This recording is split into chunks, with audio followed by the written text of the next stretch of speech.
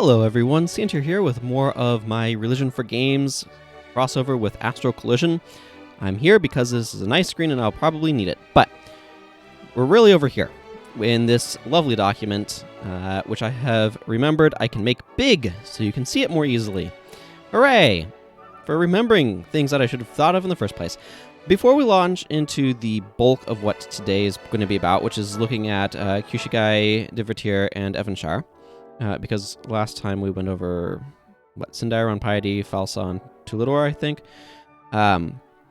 It's been a week, because that's how this goes. I wanted to go over some stuff, because I've been thinking some about the teachings of Hannah, which is an important part of Ron Piety, and I'll be writing more details of this later, but I got some notes written down here for what the teachings of Hannah are going to be about, and if you recall, last time I just left it with some question marks, and now we've got some details. So I know that it's going to have a part that's about sort of the events of creation. There's going to be a lot of Genesis vibe to this, the book of Genesis. So it's going to talk about the creation of the four sentient species of human, Felakor, Rifa, and Yadar, and talking about some of the purposes there and all that sort of stuff. And then kind of the history of the events that led to the Astral Division, the founding of Ron Piety, so that whole after the Astral Division, I think is what I'm going to call it, I don't know. But basically that first event that split everything. There's going to be the purposes and basically sort of the establishment of Ron Piety.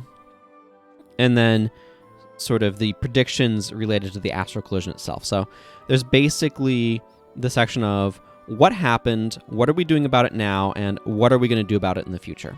And so there's the prediction of the Astral Collision and some of the aftermath and what Ron Piety's purpose will be following the event.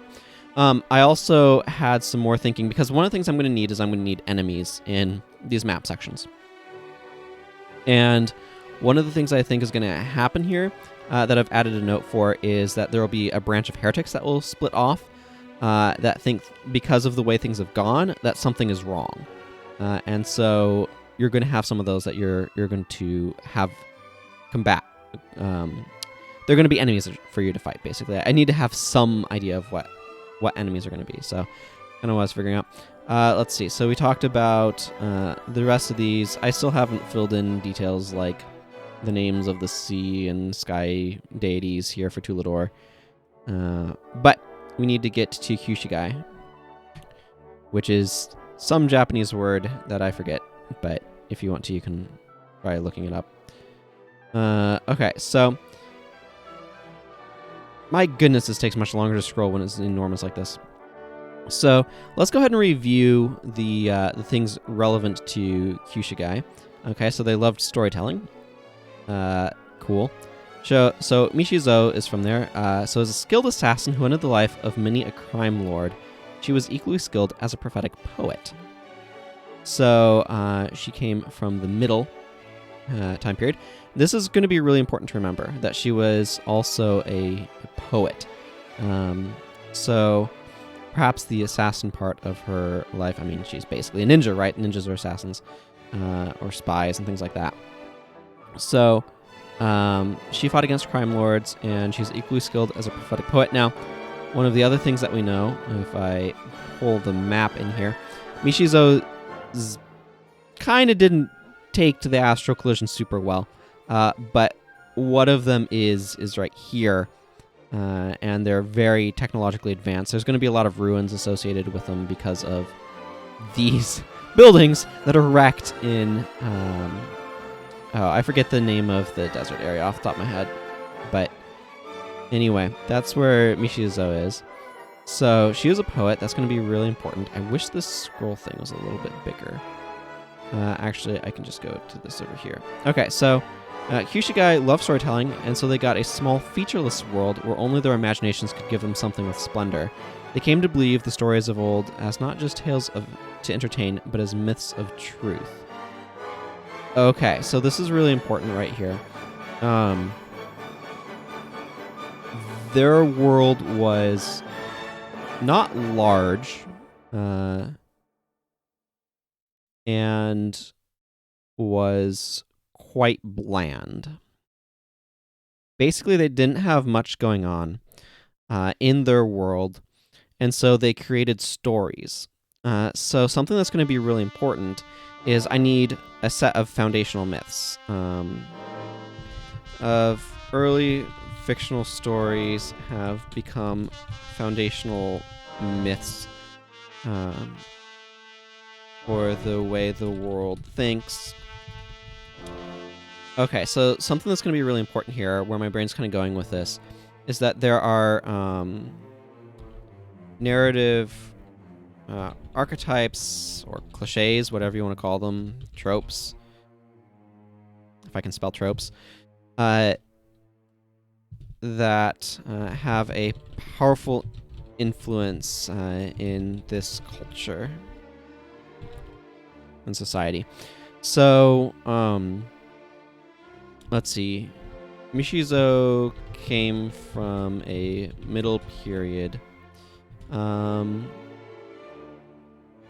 I think her work is a bit of a cult classic, as it were, because they're going to like well remember things, right? I think that they probably do a really good job of cataloging stories and preserving them, because that's what their culture and society are about.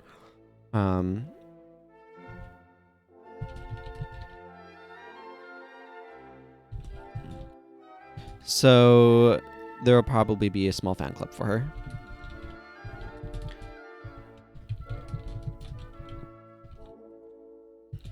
Tend to be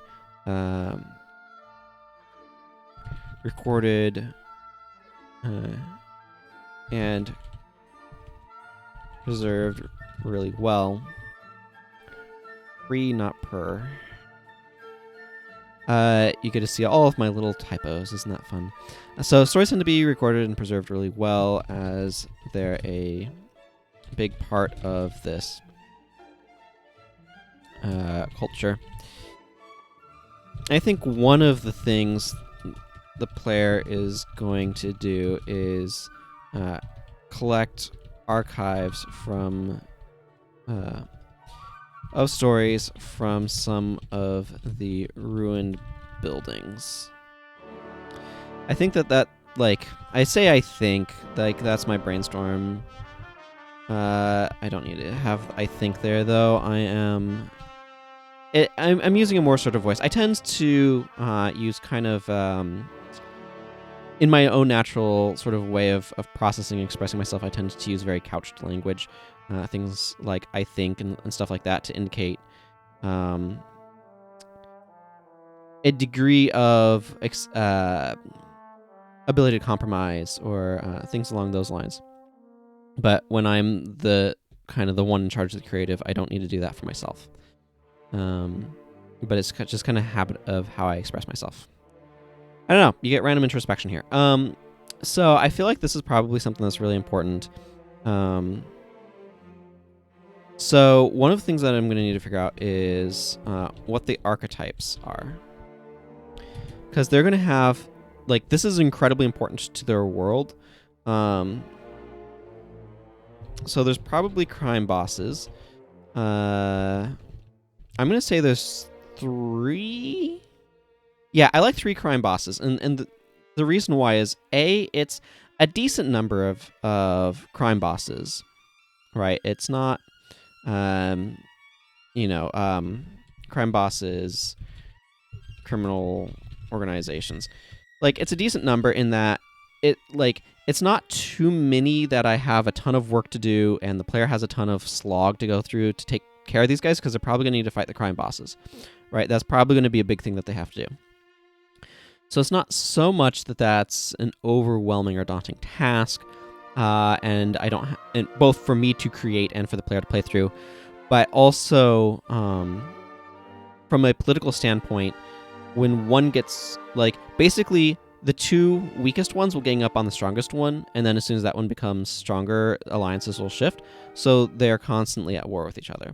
So the 2 weakest ally against the strongest, and alliances continuously shift as strength changes.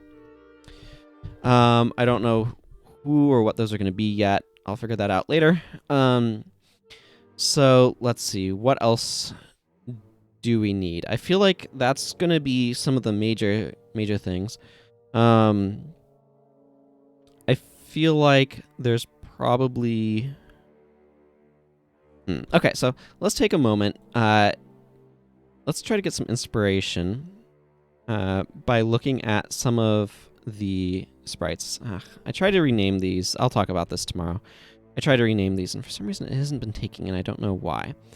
Okay, so yeah, that's an enemy that could work well there. So I'm trying to see if there's anything that would make sense outside of the sort of part of the crime syndicate role, and I'm not entirely sure that that's a direction that I want to go here. Like, this is a crazy thing, but this is probably going to be used elsewhere, right?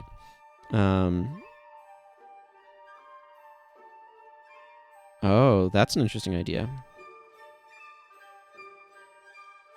So I saw... where was it? Fanatic right here. I definitely feel like there's a room for kind of a cleric-y type character. In the previous place that we were looking at.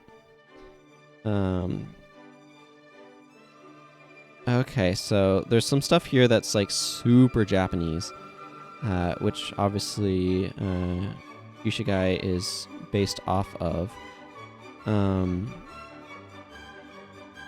So it seems logical to me, like the Tengu and obviously the Yakuza fits right in, but the Undead Samurai, Suzaku. Okay, so I'm thinking through a couple of different things here. Okay, this could potentially be part of Ron Piety's rebellious faction. I think some of these other ones, like this nurse and this mad doctor, might potentially be something I could use elsewhere.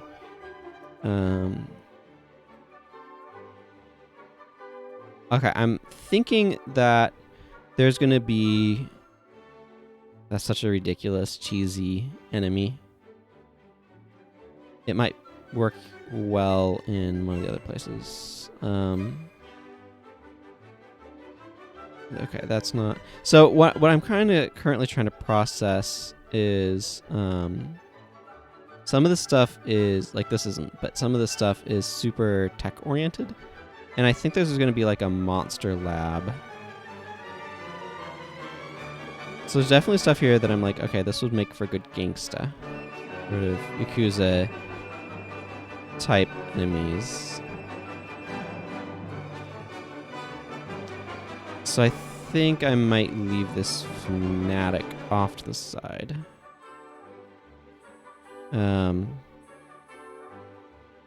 Yeah, okay. So that was useful. That was useful. I know I didn't do a very good job of expressing stuff. It's one of those things where kind of my brain is going crazy. Enemy. This is a reference to Kirby stuff. Style Monster Lab. They make different monsters. That is their business. There need to be monsters for heroes to fight, after all. Heroes.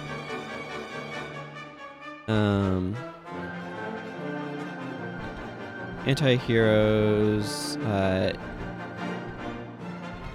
Wow, that's not how you spell Sentai. Sentai teams. And, like, loners. Magical girls, probably. I feel like there's a couple of different like hero groups that kind of need to exist.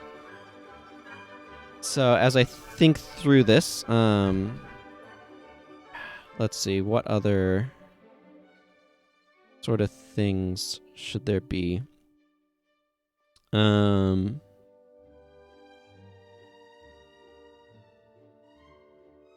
I'm thinking that it makes sense for there to be some sort of important school. Just because, I mean, I'm thinking a little bit towards anime, but school tropes are super common. This is probably going to be a big important school, is my guess, is how I'm going to run that. So important school. Yeah, that all makes sense to me. I'm not sure what more I need necessarily. I feel like this is probably pretty good. So what does the player do? Defeat the crime bosses and shut down the monster lab. Retrieve story archives as mentioned above. I think there's something else here, though, which is kind of fundamentally important.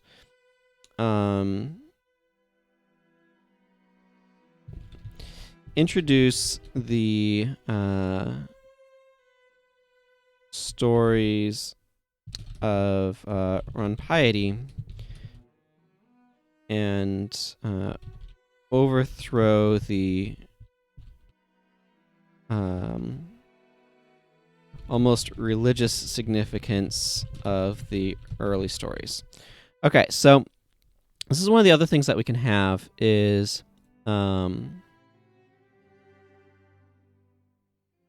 what are the culturally significant early stories? These are, so this is really important because here we're going to have stories, right, that the people have told each other that have been preserved through history that form some of the basis for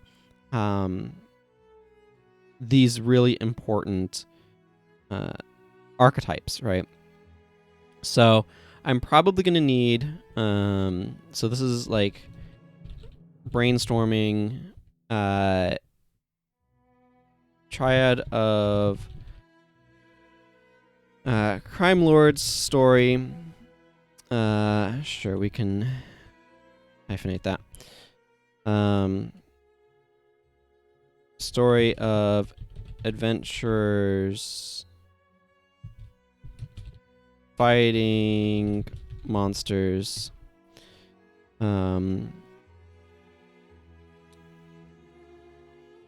Stories of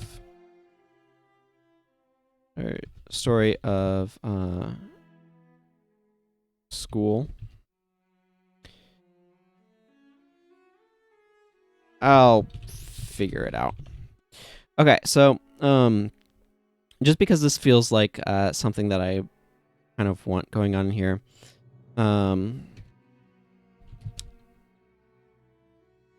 they got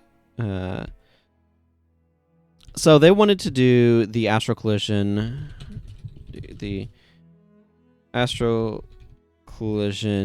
to get more stories. Grand Librarian. This is my thought, is the person who did it might have been like the Grand Librarian or something, because I can see librarians are super important in this place. So, okay, I feel like that's gotten enough details for me to really kind of flesh stuff out more as I make things. And gives me a good solid basis. So we can kind of see how some of this stuff has interplay as well between like culture and sort of the religious aspects of it. They believe to some extent their religious beliefs, they are religious beliefs in a certain degree, are to play out the sort of their role and where they believe they belong in this society, if that makes sense. And yeah, I'm definitely going to have to think more about how some of the culture and whatnot fits together. Especially when it comes to families. Family units are going to be maybe home areas are off limits. Maybe areas of residence are off limits to the lived story experience. Not sure. But how family life works here is gonna matter a lot. Okay. I feel like that's kind of enough basic stuff for me to work on things further. So let's get to divertir. Now, divertir. Let's start by going to initial situation. Yeah, up here. Bonpoint was late, beloved entertainer who crafted stories based on his prophetic dreams. His fight choreography was legendary. So he's a storyteller from kind of late in their era. Probably... Yeah, we'll figure it out. So this is a really simple description. Yeah, whatever. So they got a world built on popularity and the pursuit of fame, and they came to worship celebrities, celebrity status, and all that sort of stuff. So that's divertir. So they're different than the Kushigai, because Kushigai is concerned about basically having everybody kind of live a story, if that makes sense, but also the creation and collection of stories. Divertir is focused more on people who are famous. So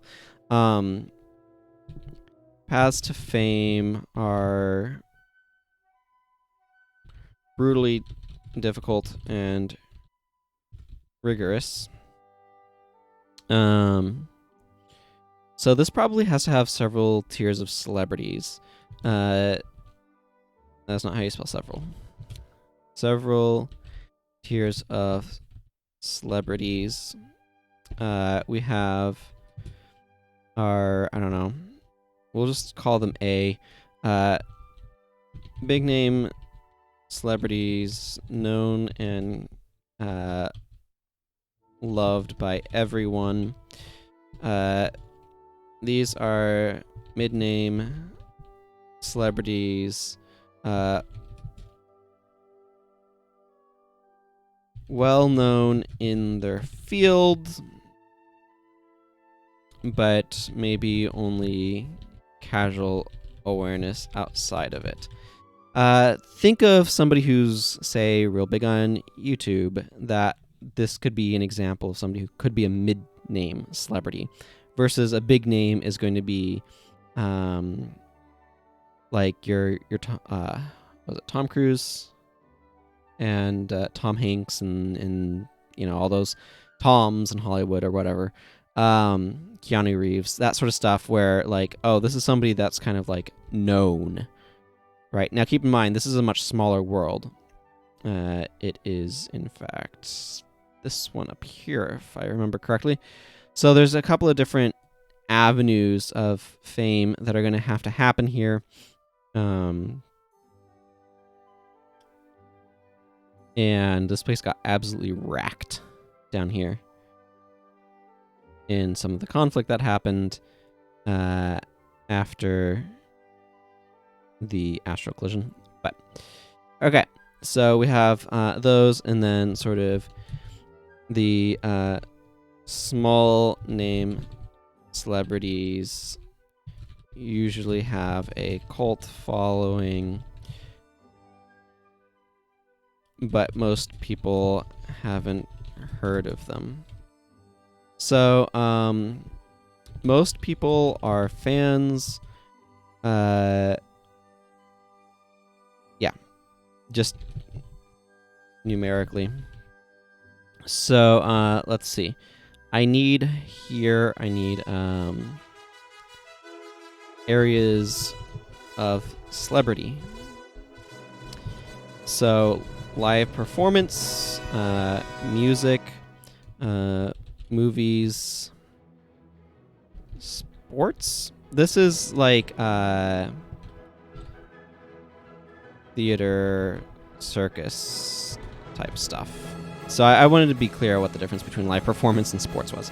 sports to some extent is a live performance, if that makes sense. These are pretty straightforward. What else? So the big question, of course, here is what is the player going to do here? Honestly, when I think about what this place probably is like, is they got a pretty large area. They're going to have some gross inequalities between like the big name, well-known people, and frankly, people who ended up in some of these more slummy areas. I think that they probably have incredibly rigorous academics. So let's see. Let's just add a few more details here. Incredibly rigorous academics and paths to fame.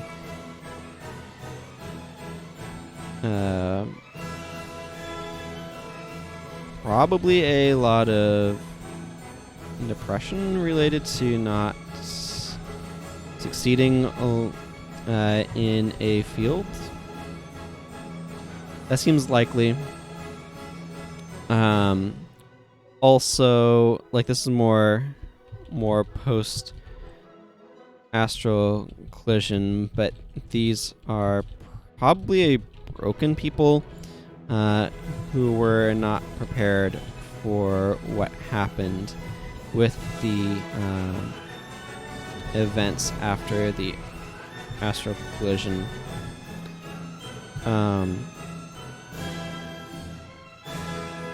Let's see. So, I'm thinking the enemies that you're going to fight here are potentially going to be most enemies are going to be invaders. Most enemies will probably be invaders. They'll be a broken and scared people. What do you not like about this? No. Suggestion is wrong. Okay, so there'll be a broken and scared people.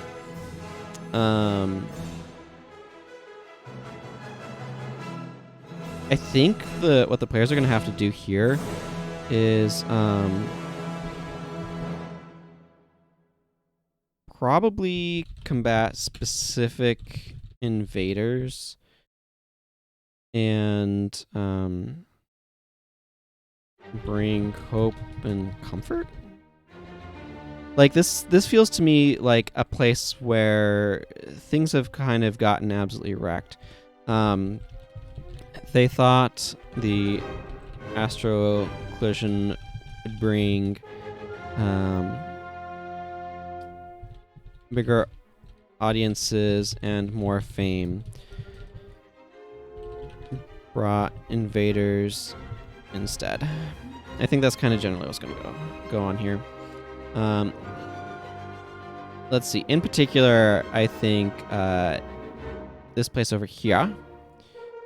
For reminder, this is I forget the name, but this is where Talmud is from, where they have kind of super powerful mages. And they're like, yeah, we're coming over here. We're coming to get you. Now, keep in mind, the easiest way to get across the water is over here. I don't know if they had any invaders from the south, but they might have. So yeah, these guys were super aggressive, just as a reminder. So I think that there's probably groups that are trying to hold out here or something. I'm not quite sure how this is going to all play out in terms of the timeline and all that stuff. I suspect what I'm going to do is these guys first kind of came over here, took this out, and by the time you get here as a player, like you probably arrived just as the Astral Collision happens, or just after it happens. And by the time you're able to get here narratively, they've probably taken a bunch of this out, but I'm not quite sure how this is going to play out narratively, but I got myself a basis. I don't know why I hit save there. I just felt compelled. Okay, so that gives me stuff to work with now for Divertir, I think. Okay, so Evanshire. Now Sophia. Constraints, I guess, gets me to here. So Evanshire is late, a child of great potential whose prophetic words led to her execution as a blasphemer. So the stuff that she was talking about was considered blasphemy. And Evanshire is a world where conformity reigns. The love of righteousness becomes a love for the appearance of righteousness, which enforces a sort of cultural mandated set of behaviors seen as morally right. Came to worship a sterilized memory of the creator, and greater emphasis is placed on social, cultural conformity than on the pursuit of the truth. Okay, so with all that stuff in mind, this is a very rigid society with an incredibly complicated and strict set of moral principles that have replaced the creator with these with moral laws. Violation of moral law, which is also culturally how do I want to phrase it? Because okay, so let me talk about what is going on here. So basically, I picture Evanshire as being a place where think homeowners association crossed with religious moralism turned up to 11. That's kind of what's going on here. And so they have very strict ideas culturally, and anybody who tries to deviate from those very strict cultural guidelines is severely punished in a couple of different ways. So, culturally entangled, I think, is the word I'm going to use here.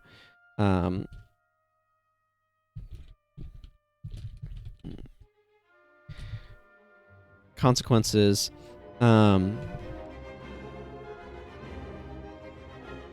Let's see. So, conformity is king. You do what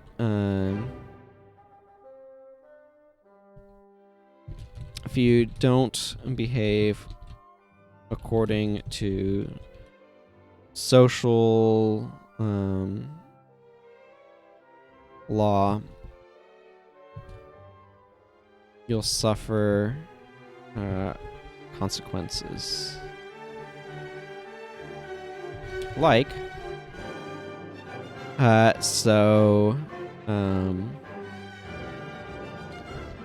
denial of food and water, shunning, banishment. So for reference, we are looking at this place over here. And I imagine you get banished to this area up here if you are not conforming to social standards and social norms. So if you try to defy social standards and social norms,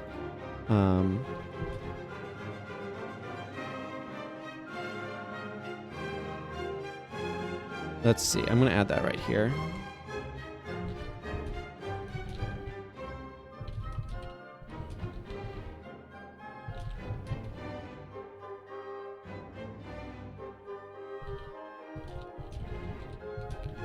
There we go. So HOA crossed with religious legalism is sort of what's going on here. So banishment to the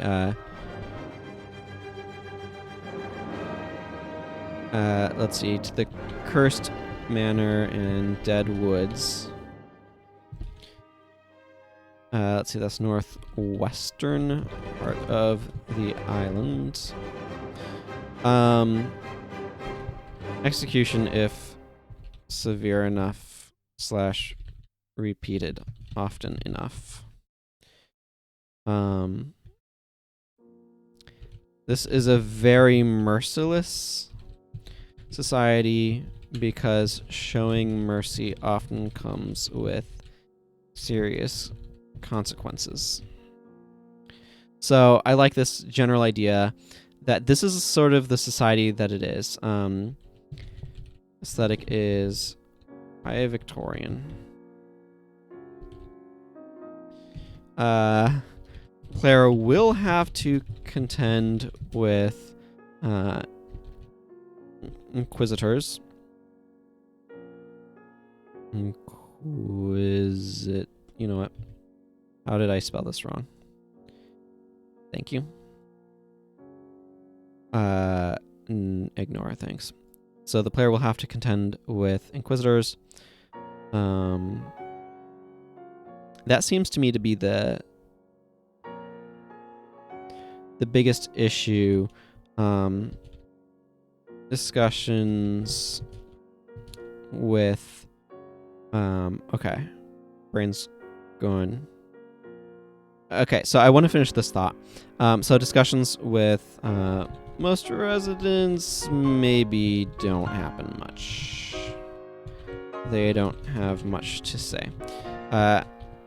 Astral Collision was brought about by the banished.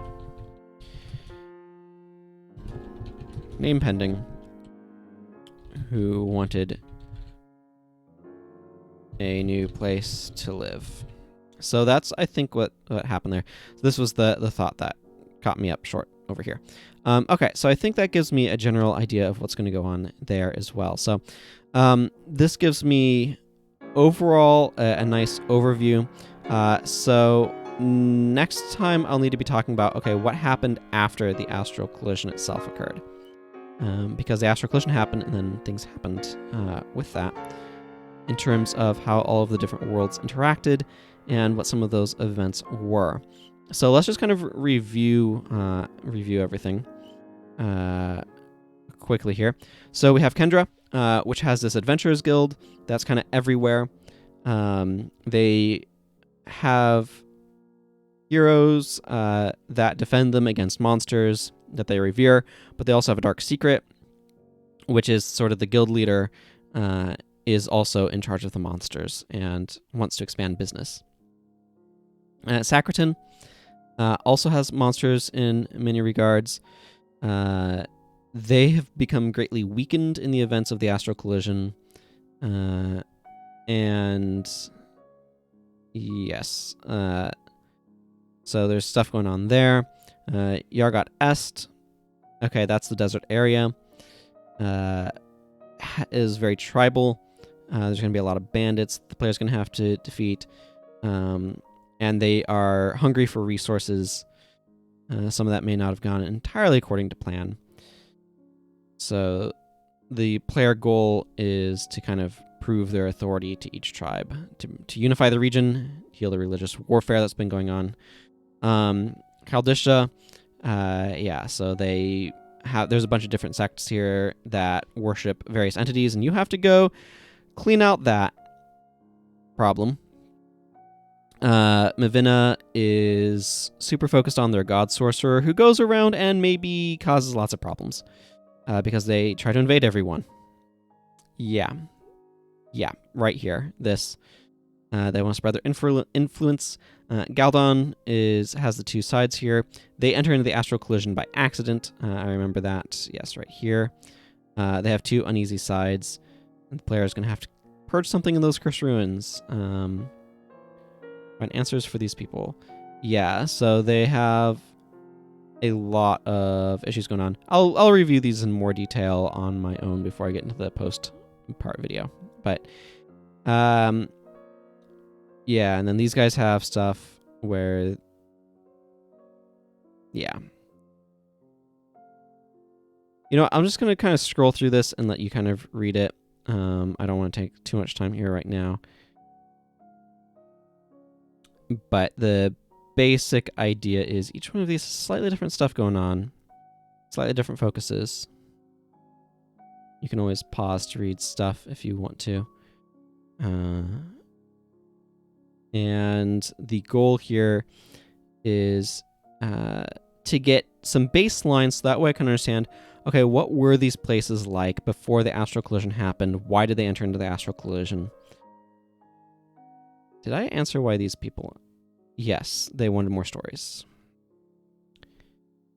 And we have Divertir, which we just talked about today, and Evanshire, which we just talked about today. So that gives me different worlds to work with, and so next time we will be seeing about mashing them together. So that's going to be a lot of more timeline-oriented stuff. It's probably not going to be... Like, there'll definitely be religion and conflict type things going on as different things happen there. But I think that's going to go ahead and wrap stuff up for today. So until then, everyone, until next time, thank you very much for watching. Take care, and goodbye.